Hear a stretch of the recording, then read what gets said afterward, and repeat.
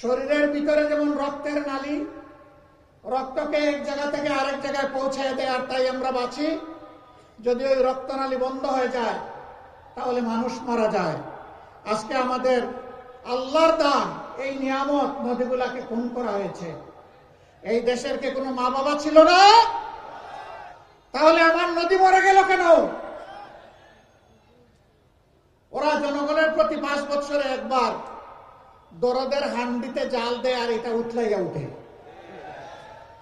বাকি 4.5 বছর ওদেরকে আর হারিকেন জ্বালাইয়া খুঁজে পাওয়া যায় না।